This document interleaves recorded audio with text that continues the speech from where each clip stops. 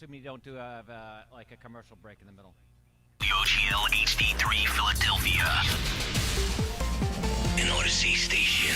Investor Schooling Live with Phil Falcone and Larry Steinhaus on Talk Radio 1210 WPHT.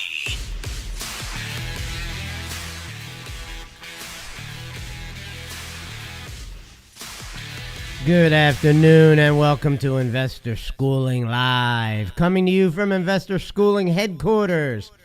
I'm Phil Falcone here with my business partner, Larry Steinhaus. We are the founders of Investor Schooling. Get ready to learn real estate investing and stock option investing. You can call us anytime during the show with your questions at 855-939-1137. That's 855-939-1137.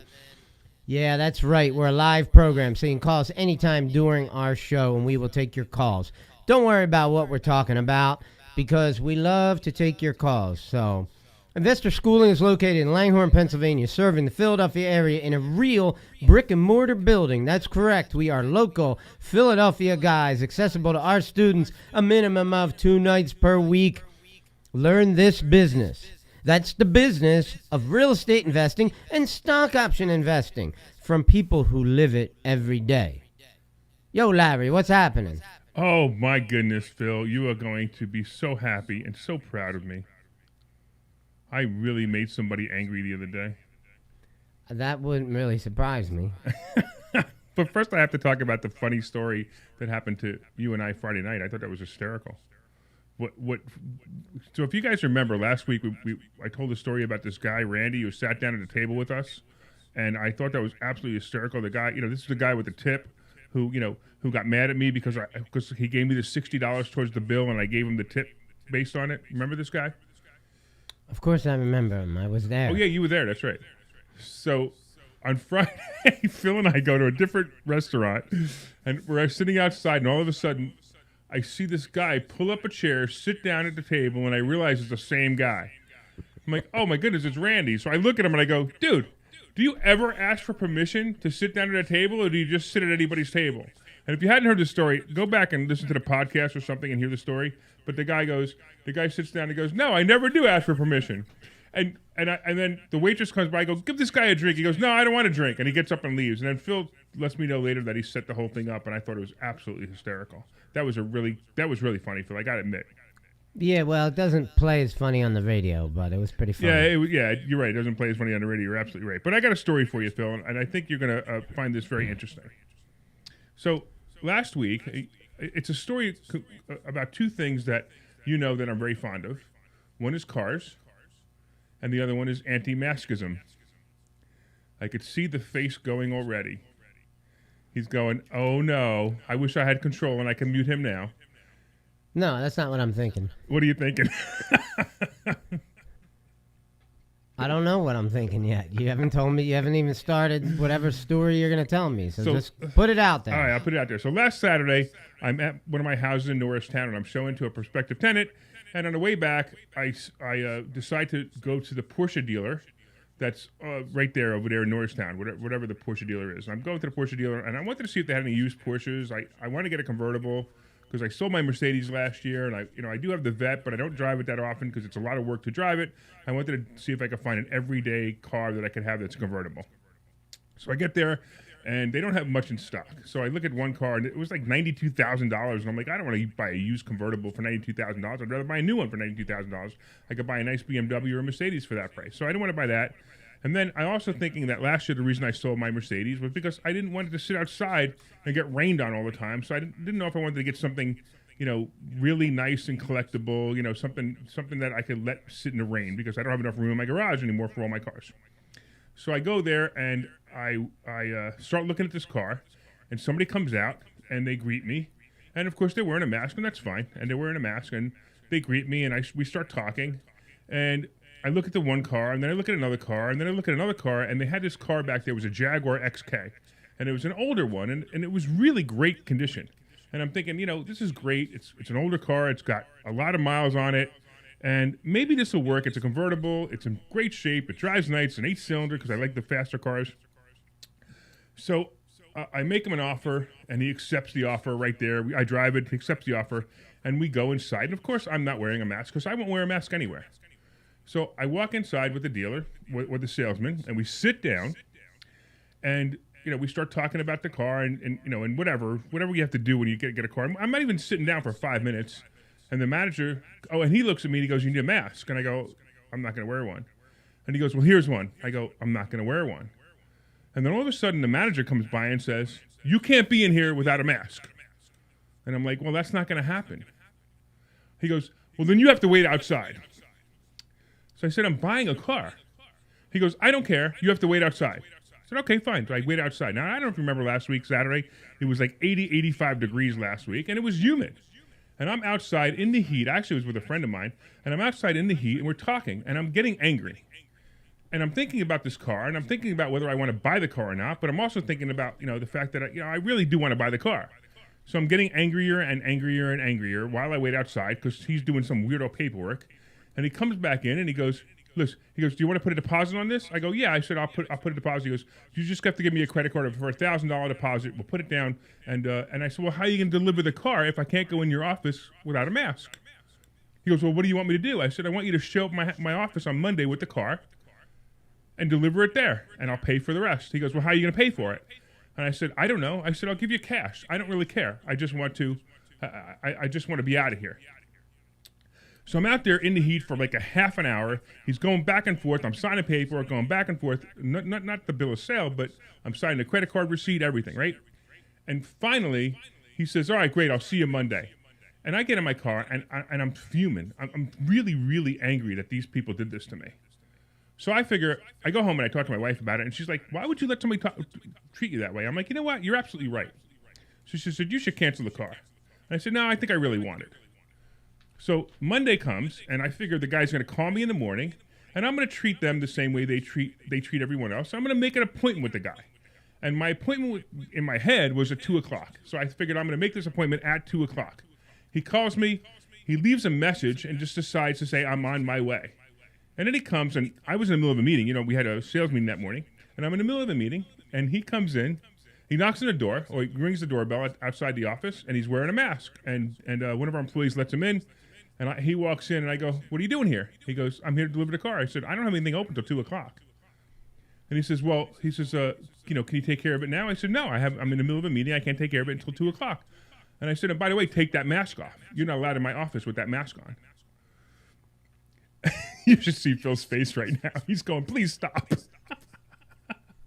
So I go, "Why don't you wait for me till I'm ready?" So he goes outside, and he wait, and he said, "Should I wait in here?" I said, "No, you have to wait outside, just like you made me wait outside." Hour and a half later, I go out there, and I drive the car again. And the funny part was I get in the car, and I turn on 1210, and I realize that the AM radio doesn't work in that car. And I look at him, I go, "The AM radio doesn't work in this car. Can you at least have it fixed?" He goes, "No, it's being sold as is." And then I pulled it back in, and I said, "You know what? The way you guys treated me the other day, I don't even want the car." I said, "Just refund my money," and he drove away. And that was what I felt was the right thing to do. And Phil, what do you have to say about that? Let me tell you a little bit about the topics I plan on talking about on this radio show today. Besides that long drawn-out story about the fact that you made the guy sit in the parking lot and he wouldn't let him in the building. That's it. When do you think the real estate market might crash? When masks come off. Is there anything people spend more on than their home? Is there a way to maximize profit in the next crash? Why do you think the stock market is heading south? What does the future hold for professional investors? And I like this question.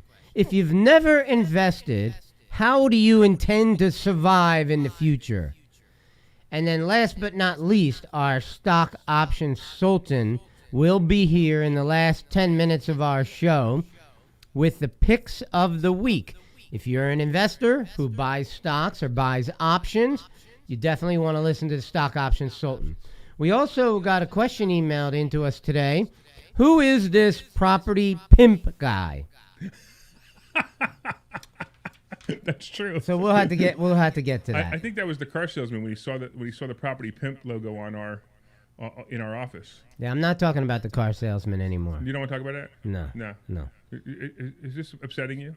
No. I just don't want to talk about the car salesman. Okay. Well, by the way, what kind of car were you buying? It was a Jaguar, What? An F-Type? an XK. What's an XK? It's a. They don't make it anymore, but it's a convertible. It was a 4-seater convertible. It was actually really nice. I like but- the F-Types. Yeah, the F-Type's really nice too. Yeah. I'm thinking about that too. Yeah. They're sweet. Yeah, it's a nice car. Yeah, So, like but if I- I but were I- to buy another car, that's what I would buy. So I'm debating. But whether I'm I not should- going to buy it from the guy that you were trying to buy it from. No, I agreed, definitely. Yeah. Yeah. Okay. Cool. Well, now you're talking about cars again, and we're boring the audience. It's my fault. Yeah, it is your fault. Everything is your fault. I got to tell you something also last week that somebody got upset. So Joanne Caprisi, she's a host on another radio show, and she was listening to the show last week, and she got very upset about the fact that we were using some sound effects in our show. She did not like the sound effects that we were using. What sound effects were that? That was the sound effect where we had the toilet flushing. Who is Joanne? Yeah, she's in a show. She's on a show that is it's called Conservative. I forgot what it's called. The Conservative Voice, I think it's called, on your favorite radio station with Sam Spicer. Okay, and why is she telling us her opinions of our show? I don't know. She just didn't like it. She didn't like the toilet flush sound effect. Fascinating. I will handle that complaint with the utmost importance. All right, this one's for her then. No, I guess not. How about that one? Can we get to something that has to do with real estate and stock options, will you? Let's go right into the first question. All right. When do you think the real estate market might crash? I'm going to say actually soon. And I don't mean soon like next week. I mean soon like in a year or possibly two. And it's really going to be, unfortunately, I thought it would never happen again. I think we're going to have another 2008. And I really do. I think it's unfortunate that this government overreach last year has destroyed many things in the economy that is going to take effect in about a year or Which two. government overreach are you referring to? The COVID thing. Oh, which particular one? Yeah. Well, the biggest one is the COVID one. Because if anybody dies of anything but COVID, it's not a tragedy.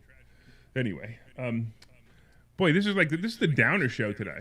Well, stop telling long, drawn-out stories about cars. Okay, or masks. All right, or so COVID. have you heard any dates of when the moratoriums on evictions is going to stop? I believe in the cities that are still pushing it would be December.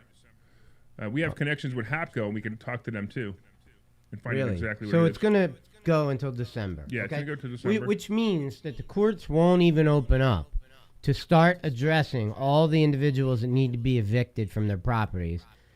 And the landlords won't get any reprieve for quite a distance down the future. I would say at least a year to a year and a half, because It'll be backed up. absolutely, because the courts, they couldn't do it efficiently when they did them consistently. Absolutely. So there's Absolutely no true. way, Yeah. if you back them up a year and a half, there's no way this thing's going to go for another year and a half. Beyond December of 2021 is what you're saying, which means that the crash, if I had to do a quick calculation, I'd say we're going to have a crash in July of 2022. So think about this. Or 2023, actually. We hang around a lot of investors. Do you know any investors that have houses in Philly that are struggling with this problem? You know, we know a lot of investors, but a lot of our students don't exactly have buy and hold type properties. And don't invest in Philly because we warned them. Well, we don't exactly talk positively about Philly in this school. Yeah, well, And the reason we don't- investing in Philly, yeah, The absolutely. reason we don't is because we tell the truth about when the government of a city is against you for investing in their town, for buying poorly shaped houses and fixing them up and spending money at Philadelphia stores, which generates tax dollars, creating jobs for contractors and subcontractors to come and do the plumbing, do the painting, do the roofing. When the city is against that, it tends to make me think, if you don't want me here, I'll go somewhere else and do real estate deals. Not like I Exactly. can't. Exactly. I know a place called Florida where I'm more than welcome to come down there. I don't need a license to be a landlord. I don't need 4 licenses like they have in Philly. That's right. You're hearing me correctly. You need 4 licenses to be a landlord in Philly. Possibly you might only need 3 depending on what you do if you don't wholesale. It's ridiculous. So okay, so I'm gonna make a prediction right now based on what we've just discussed that sometime around July 4th, 2023, we're gonna be due for a crash. So 2023 we're due for crash, but it's not necessarily about the evictions. It's about all around. It's about, when we talked about it last week too, it's about the fact that they had these mortgage deferments, which I think were insane. That some of the people that took them, like you were saying, that you just pushed a button and you got it. That was crazy. You remember that guy's house I took you to in Philly where the guy could hardly speak English? Yeah. Right. He is still, I have an agreement of sale to buy his house, right? And I told him I won't buy it until you evict the tenant. Right. And he doesn't know how to evict a tenant because he course. never got his proper licenses. Of course. And I told him, I walked him through the whole process. I said, you got to go to HAPCO. I spelled it for him. I told him where it was. I gave him the address. I said, you got to go down there. You got to do all these steps. And then when you get the tenant evicted, I will absolutely buy your house. And this thing's going to go on for until July Oh of no, 2020. he's gonna be in lots of trouble. Yeah, because he's never going to be able to even stand in a courtroom and argue his position. You're absolutely right, and it's sad when you watch some of this. But that guy also, he doesn't know anything on the property. He's not hurting. It's not He's good. not getting any rent. He's not getting rent, but he's not hurting. He lives off of that money. He needs it. Is he? Okay. Yeah. This guy doesn't have. This guy doesn't have a lot of money. That's the Right. reason he wants to sell the house because Yeah, he can't sell the he house, knows his exactly. house is worth X and he wants to sell it to me, and I'm happy to pay him, but I'm not going to buy it as long as there's a tenant in there. And Yeah. this is a tenant who's defying him. He speaks to her. He only lives 2 doors away. He owns a property here and he owns a property here with 1 property in between. So he's talking to this woman on a regular basis, and she's not leaving. Yep, I totally get it. But also the pricing of houses is getting ridiculous as well, and people aren't getting more money now. I mean, the influx of money, the flood of money came in. The flood of money came in via SBA loans and IDA loans and PPP loans, and all that's going to stop. And when that stops, and when whatever this stimulus, which I still find it hysterical that everybody was so excited over, what, $3,200? I mean, who cares? It's absolutely silly when they without. I mean, I didn't even get them. I didn't even apply for it. I didn't get him you don't either. apply. You get it automatically Yeah. if you're. Well, I didn't even get it. under I certain- make yeah. too much money anyway. Yeah, right. Exactly. Right. But it's just insane how you how you just watch this happening. You're watching it happen. You're watching the bubble burst. Look, I'm telling you, we just saw Ethereum and Bitcoin this week, and I say it every week. Bitcoin and Ethereum, or Bitcoin just itself, is a tell for the stock market. This week, the stock market's going to be brutal, and it's going to start to take down the rest of the economy. It's going to take down the housing industry. It's going to take down the car industry. It's going to take down everything. It's going to be insane, and we're going to sit here and watch it. Do you know that car? I mean, I mean, I know you didn't talk about cars, but I will for a moment. Do you know do you ever go drive by a car dealer lot right now? They're empty. The lots are empty. They can't get the cars. And they can't get the cars because of what happened during COVID. They had all these people not working. The cars weren't being built. It's the same thing with lumber. Why lumber is twice as much money. It has to stop. What goes up eventually has to come down. You know that video I made that I haven't shown you yet? Yes. It's entitled "Trees Do Not Grow to the Sky." Yes. Tell us about that video. Yeah, I'll get into it in today's show. Okay. All right, so what we're saying here is we think that the real estate market is definitely going to crash in this area, but we're probably projecting mid-2023. That's what I think, at least. So let's go to the next question. Is there anything people spend more on than their home? Well, it's kind of a weird question Why? because when you say more than their home, I mean, it's kind of obvious that the price of what their home is. If it's $300,000 for a home, it's obviously higher price than a car or anything else, Well, right? that's not what I meant. When I wrote this question, I was more thinking of improvements that you would do to your home. Oh, you mean like if you Yeah. and People love their homes. They spend Right. tons of money on it. yeah, and again, you might have somebody with a condo, and the condo doesn't. You can't spend much money on a condo. I mean, what can you spend? $30,000 at most if you do the kitchen and two bathrooms. Well, you can't spend a whole bunch of money on your car without making some kind of silly improvements. Like I've done that. Making it faster, making it louder. I don't even understand that for 1 minute. Ever been in New Hope sitting down by like a restaurant and a motorcycle comes by? The thing is so loud you can't hear yourself think for 20 minutes while he moves it backwards and forwards and backwards and forwards until he gets it in the perfect parking spot. Man, I don't know. That's me usually. really. Yeah. And by the way, in Harley Davidson, you don't have to wear a mask. Is your motorcycle real loud? It's loud. It's Okay. not extra loud, but it's loud. Well, let me just add another checkbox of something I don't like about you. That's like, let me tell you something, Phil. If you had to add the checkbox of my motorcycle being loud that you don't like me, I'm doing pretty good in your book. Last night, Friday night, we went out to dinner, Larry and I and our wives. And then my wife on the way home said, why don't we go get another cocktail? So we went to this bar, and here was a bunch of people who knew Larry. And I had to listen to several of them complaining about Larry. Yes, you can come to investorschooling.com and RSVP this Thursday so you can talk to me and you can find out why everybody doesn't like me. Well, why you're a very valuable person to know, but I'm extremely obnoxious. I understand. Yes. Yes. Okay, so is there a way to maximize profit in the next crash? Oh, by the way, just real quick, 855-939-1137. You guys can call in, 855-939-1137. It's been a half an hour. We haven't even told the number yet. 855-939-1137. Please call in. Tell me if you like my math story, or if you never want to talk to us again because of the math story.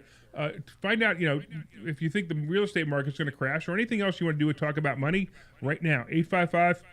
855-939-1137. All right. By the way, I just want you to know that Phil texted me, the producer of the show, texted me and said that he really appreciated my story, my math story. Well, he's what you might call a buck kisser. All right. He gets paid no matter what. He doesn't get paid if he likes my story. Is there a way to maximize profit in the next crash? Oh, yeah. Okay. So if you were at Investor Schooling on Thursday night at 7 o'clock, if you listen to my commercial where I say, get your butt to Investor Schooling, you can learn something. I was talking about what I did after the 2008 crash in Florida, which made me quite a bit of money because of the investments that I made down there. I went down to Florida. I borrowed millions of dollars in private money. I bought mobile home parks, beach houses, multiple beach houses, lots of duplexes. And then I, at what I believe was the right time, maybe a little bit early if I was guilty of anything, selling it a little bit early. But we have a little slogan in Investor Schooling. We say, nobody went broke taking a profit. Okay, and that applies to the stock options, and it also applies to real estate. So when you see a profit sitting there, sometimes you take it. So this is an important thing. It's one of the reasons I was talking about when would there be a real estate market crash. Because I think it's important to know that it's probably coming, know approximately when it's coming, and more importantly, know what to do when it comes. And if you really want to know that, you need to become a student of money, a student of real estate investing, and a student of stock option investing. And guess where you can do that, Larry? InvestorSchooling.com. InvestorSchooling, of course, right, of course. InvestorSchooling.com. I knew that. So if you'd like to know something about money and you'd like to learn something about financial literacy, I want you to get your butt to Investor Schooling this Thursday night at 7 o'clock. Guess who you can bring with you? Anybody you want. Bring your girlfriend, bring your wife, bring your mom, your dad, all your friends. Bring them. Remember that time we had that guy bring his first time date to us? No, who's that? I forgot who it was actually, but it was very, very funny. Like he brought a first-time date to us. He was on it. He said, "I want to go to this school," and he brought his date. It was about a year ago. Well, I don't know what you're talking about. I'm going to put what you just said in the same category as the car story. I could tell. I see that I'm just bombing out today. You know. All right. Well, let's go to something that maybe you won't bomb out on. Okay. How about this question? Why do you think the stock market is heading south? All right. So the stock market, yeah, a whole bunch of stuff is about to happen. First of all, we have the Biden effect going on, and you know whether you're a conservative or a Republican or a Democrat or whatever you are, Biden is definitely going to affect the market, and it's happening. It's already happening. Affected in which way? It's going to go down. It's Negatively. going to go down a lot. Yeah. Now, I'm not. I mean, we're not looking at a crash like last year for the temporary COVID kind of crash. We're probably looking at maybe the stock market will drop to 29,000, 28,000, and then it'll settle there for a little while. In fact, we're gonna enjoy this because it's gonna be an enjoyable ride down. As long as I'm in a bunch of put plays, and we keep informing our students to be in a bunch of put plays, and we're gonna watch it ride down. And then it's going to settle into a new range, and we're going to play that new range, and we're going to be fine. It's not a big deal. But if you have stocks like in your 401k or stocks with your stockbroker, you might be prepared for a downturn. Now, at the same time, if you do have stocks, don't worry about it, especially if they're in for the long term. It's not a big deal because if you're in for the long term, you're just gonna hold them and continue on what you always do. So it's not a big deal. All right, but as far as the stock market tanking, it's gonna hurt some people. And this week, I'm telling you, Bitcoin is a tell. This week is going to be ugly. Well, I know that you've been saying that for quite a while, that Bitcoin is kind of an indicator of what's going to happen in the following week, and you've been pretty accurate on that. Yeah. And you did that all by yourself without the help of the stock option sultan. Yes. Who will be here, by the way, at the end of today's show. He won't be in the bathroom, from what I understand. He might be. I think he will be now that we've got someone who that bothers. I think he will be in the bathroom. I can't find the sound effect. We work really hard at Investor Schooling to develop a strategy to make incredible amounts of money off of stock market options. And it was going awfully smooth. Yeah, it was. It was going great. Until the Biden effect. Yeah, definitely. And, boy, we're still going to deal with it, and we're still going to have opportunities to make lots of money, but definitely it feels like the government is working against us, very much like the Philadelphia government. The local Philadelphia government is working against real estate investors in that city. And one of the reasons that Mr. Phil Falcone, is focusing on real estate deals in Florida, because I don't want to fight a 9,000-pound gorilla. What I want to do is go conduct myself as an investor, as a free individual, buy properties, sell those properties, improve those properties, make money. Actually make money. And I know that the whole government today is, we're going to have the rich pay for everything. Yeah, sure. Okay, let's go to the next question. What do you think the future holds for professional investors? Yeah, so this is great. So there happens to be a lot of amateur investors out there, and those people will disappear. They will get scared. They don't understand that when the real estate market is down, that's the time they should be buying up real estate like crazy. And then you and I, we own a bunch of real estate, and what's going to happen is whatever value, let's say it's $5 million worth of real estate that I own, or $100 million worth of real estate that you own, that number might drop. And that's fine. So it drops a little bit. So it's only $3.5 million, and it's only $50 million for you. Who cares? You wanna buy some real estate? What do I want to buy? Your real estate? Yeah. What are you gonna sell me? I'll sell you Executech Suites. I'll buy it. Yeah, we're gonna put a big number on it though. You know what? If the numbers work, I'll take it. I thought you were never gonna sell that.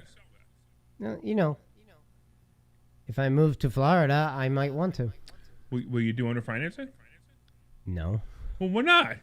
We could talk about it. All right. Well, I would consider buying Exec absolutely. All right. As long as Terry stays there and runs it.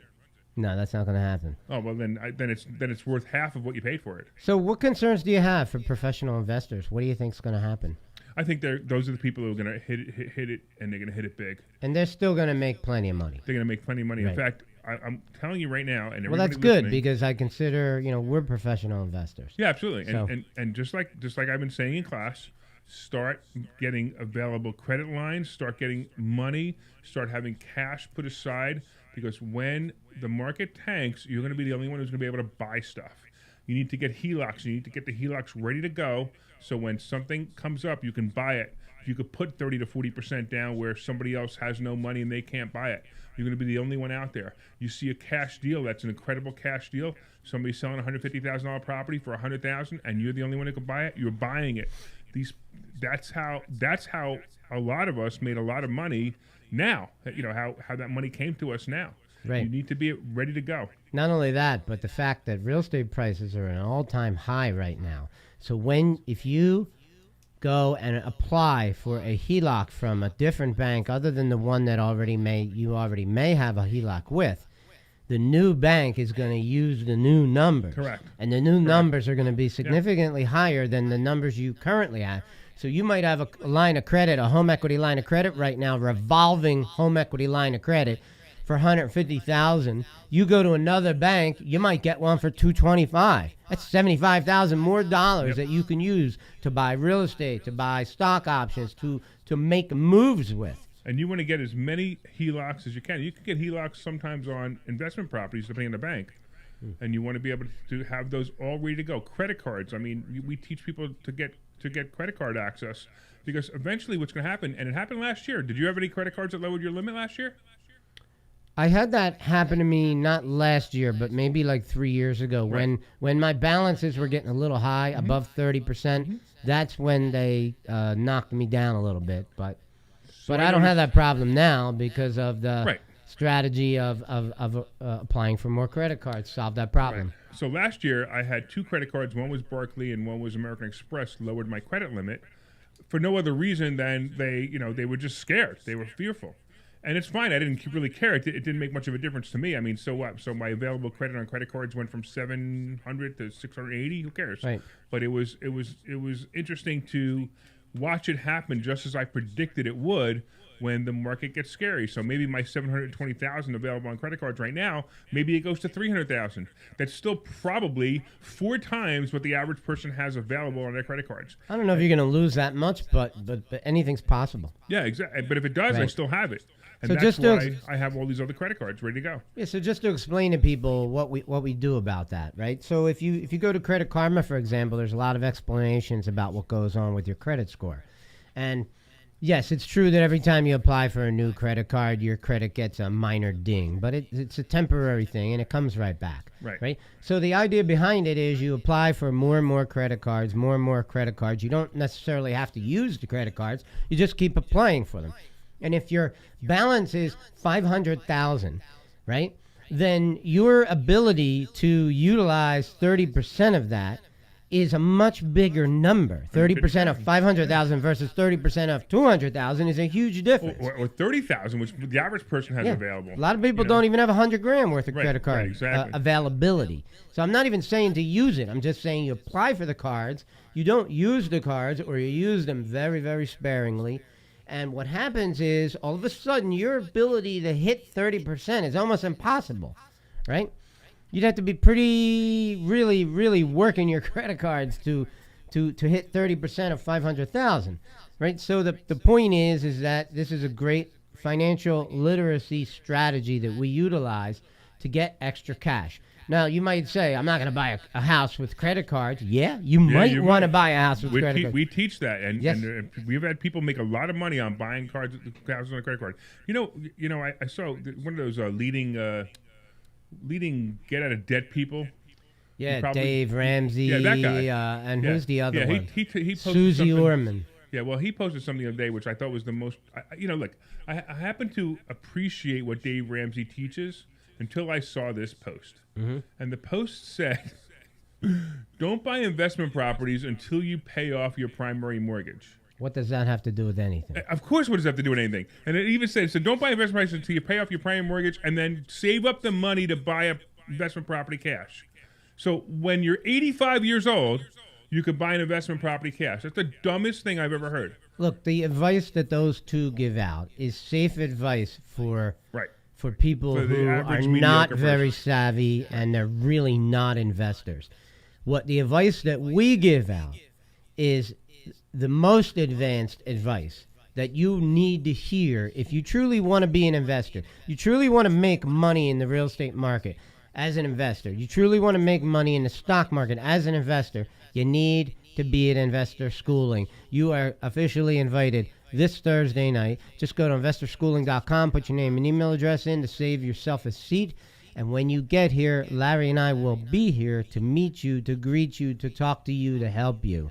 And you're going to see what goes on here. It's really something special. It's different than anything you've ever seen before. I mean, Yeah. if you've gone to those 3-day sales pitch seminars, you'll understand why we're different, and you'll totally get it. By the way, if anybody wants to call in and talk about anything, 855-939-1137, 855-939-1137. If you're the Porsche dealer and you're all mad that I just went and told that story, feel free to call in too. 855-939-1137. I thought, what Porsche dealership were you at? It was the one in near Norristown. I think it's Conshohocken. Yeah, I've been. I don't really like the Porsches, to tell you the truth, but Yeah. they look like toys to me. They look like I can't pick up a Porsche and flip it over, but it looks like I can. I know what you mean. Yeah, I just think they're too Yeah. small, and I'm not a big guy, but I just don't like them. Yeah, I understand. Sure. Yeah, Sure. yeah. I like my BMW Yeah, your Z4. BMW is great. He's got a Z4, and if you have never seen a Z4, it's wrapped in I Buy Houses. And I tell you what, some people say, why would you wrap a Z4 in I Buy Houses? First of all, I think his Z4 looks better in the wrap than the car does normally. Yeah, it looks cool, but I'll tell you, that car is a lot of fun to drive, man. I drive that thing like crazy. Like, I have a lot of fun with it. It's got the extra wide tires in the back, and when I see a turn coming up, a 90-degree turn, I speed up because it's so much fun to go around those turns. Yeah, it is a lot of fun. The car does not, like, skid Right. out. It Yeah. doesn't, all right? It just handles it. It's like awesome. Well, are you ready for a new one yet? You know, if I was going to get a new one, I don't know that I'd buy a brand new one. I like buying cars used. Right, me too. Right, so take the car that I'm driving right now. People have come up to me and said, "How much does that car cost? $150,000?" I'm like, "Dude, you don't know anything about cars." Yeah, especially a Z4. A Z4 wasn't that expensive even. Yeah, when it no, was the new. brand new they were like $70,000, and I went into a dealer who sold them used, and I found one with only 5,000 miles on it that was 4 years old, but only 5,000 miles on it, and I bought it for $35,000. Cool. Yeah. Great price. All right, 855-939-1137, 855-939-1137. Do we even want to bother with a commercial, or do we just want to keep going? Let's do one commercial. All right, do one commercial, Phil. Take us out. Hi, I'm Phil Falcone from InvestorSchooling.com. I'm inviting you to a complimentary class in Langhorne this Thursday night at 7 p.m. I will teach you how to buy ugly houses and make them beautiful. As a bonus, we will also teach you stock option investing. So get your butt to this meeting, 7 p.m. Thursday night, Yeah. Langhorne. Yeah, you can go all the way to, like I said, 59.45. Okay, cool. All right, cool. Hey everybody, it's Larry Sinus from InvestorSchooling.com. You heard my partner Phil Falcone tell you why you should be there this Thursday night to learn about real estate investing and learn about stock options trading. We're telling you right now, you will make more money than you've ever made in your entire life if you learn these two skills. Be there this Thursday night at 7 o'clock in our Langhorne headquarters. Go to InvestorSchooling.com. Pull over right now. Take out your phone and go to InvestorSchooling.com. RSVP right now. InvestorSchooling.com. See you Thursday. All right, you're back. Wow, that was quick. I'm excited. That was a quick commercial break. Awesome. Welcome back to Investor Schooling Live. Hey, if you want to call in, 855-939-1137, 855-939-1137. We're talking real estate. We're talking Stock options. We're talking cars. We're talking get your butt to Investor Schooling this Thursday night at 7 talking- o'clock. We're talking math stories. You want to get into the vaccine? No. Phil wants to keep this. Phil wants to make this a serious show. Well, I'm always willing to have fun and everything, but I want to, stick to the topics. All right, fine. I'm sorry if it's just, if you're just boring. Okay, well, look, I'm going to talk to some people out in the audience if that's okay with you. You do that. Hey, Mr. and Mrs. I've never invested. Is that you? Are you and your wife a couple who've never invested in real estate, who've never invested in the stock market? If you've never invested in either one of those two vehicles, call me up and tell me, how do you intend to survive in the future? Is it just going to be your job? You're going to have income from your job, and you're going to do that for the rest of your life. To me, that's a terrifying plan. I haven't had a job in probably 30 years now, the last job I had, okay? But I understand not everybody can do what I've done. But the point to it is, I was always terrified of having a job. I did have a job at one point. I was a salesman for bakery equipment. I worked as a mechanical engineer. I have a degree in mechanical engineering. And I made decent money. But I was always afraid, especially because I'm a real wise guy. I'm a joke cracker. I always argue with my bosses and that kind of thing. And I'm definitely the kind of guy who's very prone to being fired or let go because of insubordination, right? That's why the world of being an entrepreneur and having an entrepreneurial mindset has attracted me from a very young age. My parents were entrepreneurs, and I saw the fact, I was so proud of the fact that my parents had their own business, and they didn't need jobs to have to rely on providing for their family because they just made it happen. They just did it, okay? My mom ran a printing company that we had. My dad did the physical printing. My mom did the sales, did the marketing, did the bookkeeping, did the legal work. She did everything. My dad did all the printing, the physical printing that we had in a basement of our house on Pine Road in Pine Valley in Philadelphia. And they never found out we had it there. Da-da-da-da-da. Anyway. Ooh, I'm telling. How are you, who've never invested before, but probably always wanted to, you need to get your butt to investor schooling. We're going to invite you to a class. It's a complimentary class. And during that class, we're going to show you some of the special things that we do for people. It's not like anything you've ever seen, all right? We do have classes on Thursday night, and then on Monday nights, we have a completely different kind of meeting. You need to see the process.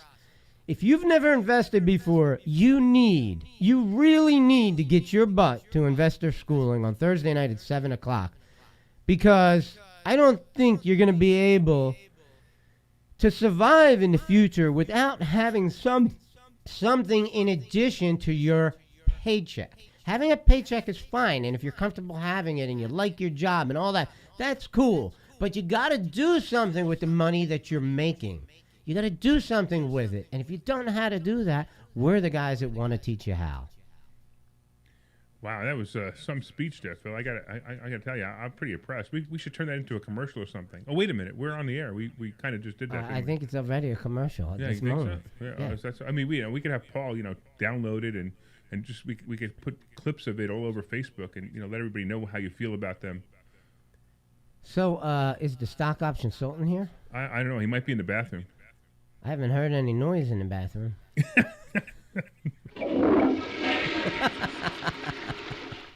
Hey, he That might was for you, Joanne. He might be here. All right. So Is this a little early for him to be here? no, we could probably get him in here. Let's see. Hold on. Is there anything else on your mind you want to talk about for a minute or two? No, I think we're pretty good, man. I think that people should get their butt to investor schooling, and not only all the things that you just told them about, we teach them financial literacy. You're right. I mean, imagine coming here. Imagine going to a registered rep and the guy's trying to sell you 3 different mutual funds, and he can't tell you about the fourth mutual fund because he's not allowed legally to tell you about it, the one that he doesn't sell. He's not even allowed to tell it to you. We will teach you how they work, and if you want to go buy it from him, go ahead. I could just tell we you don't what. sell anything. One thing about these guys who sell mutual funds, if I hear those commercials about I'm a fiduciary, those commercials are making me sick. It's sad when they say they're a fiduciary because they legally can't be a fiduciary.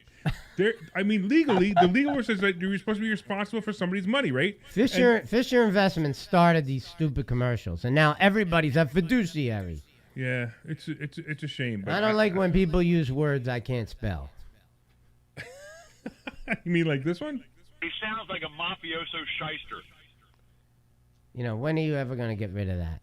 You want me to delete it? I'll delete it right now if that's really what you want me to do. No, actually, it's your favorite button to push, so I don't want to take that from you. All right, you ready? Stock option sorting.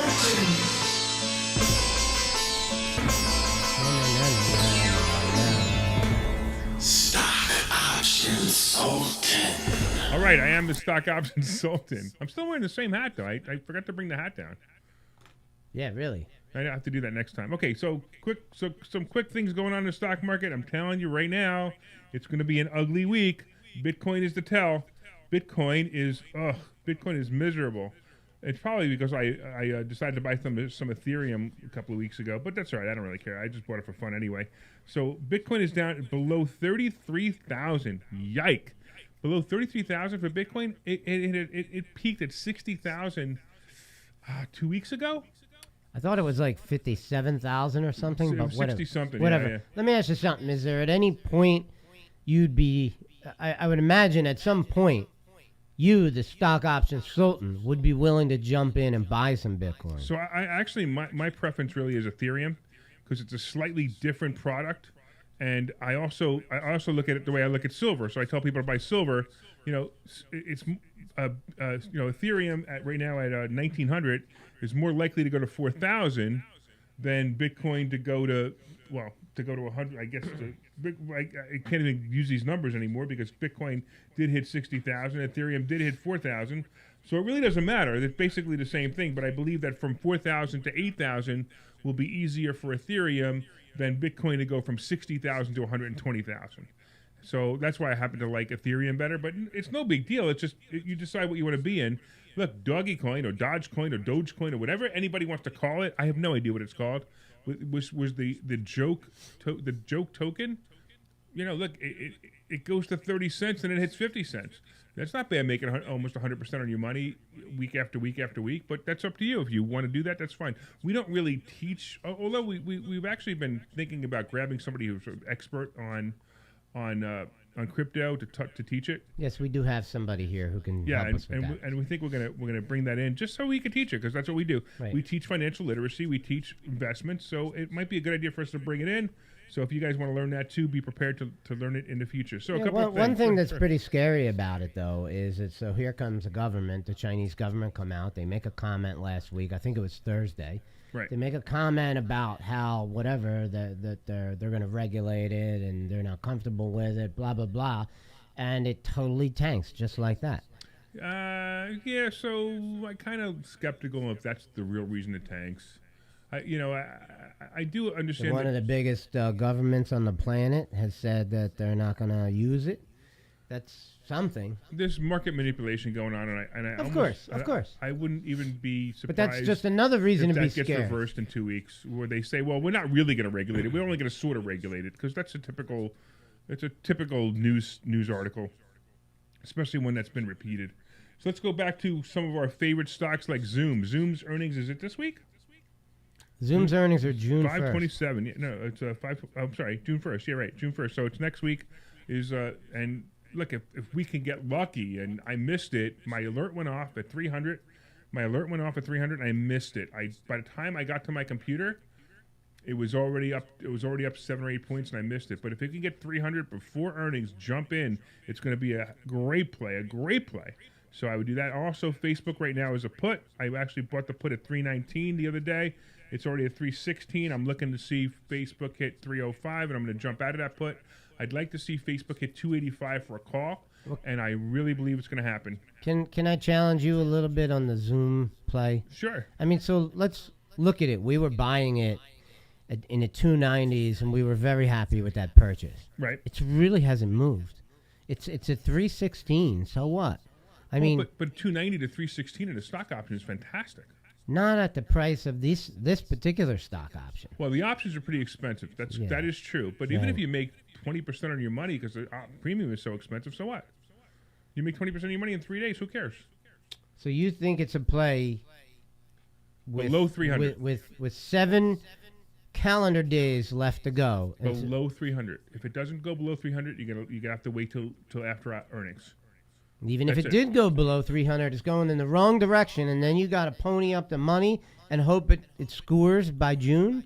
Well, First? but I would be looking for You're going the next earnings period? Next earnings, Okay. just in case, right? Just in case I made a mistake. All right, well, that makes Absolutely. sense. That's Yeah. safer. But if Yeah. you were expecting to score on it by June 1st, I don't know about that. I'm not too comfortable with that I play. actually believe that in the next day or two, the stock market is going to take a major hit, and it's going to be a super buying opportunity for Zoom and some other plays. So if Zoom goes, seriously, if Zoom goes below 300, jump in, and I would say in 2 days you're going to make your money.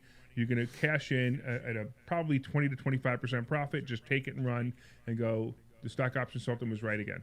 That's that. But we still got to get. It's got to go below 300. If it doesn't go below 300, all this is blown out of the water. So what about BABA on the 20th of May? Did anybody really score on that? I don't think they did. No, So- and that's why we tell people to sell before earnings, and we all got hurt. And we also went through this whole thing the other day. We talked about how certain stocks are being manipulated by Reddit and or some other companies, and we now know how to recognize them. It was something new, and unfortunately, we fell victim to it. But we also learned from it, and that's what experience is all about. That's what wisdom is all about. Now you see something new, and you look for an indicator, which we now call a camel hump, or a camel, and we look for that, and we realize that we're being manipulated. Let's not be in this stock at the moment. And these are some of the things we teach. We teach people how to not make mistakes.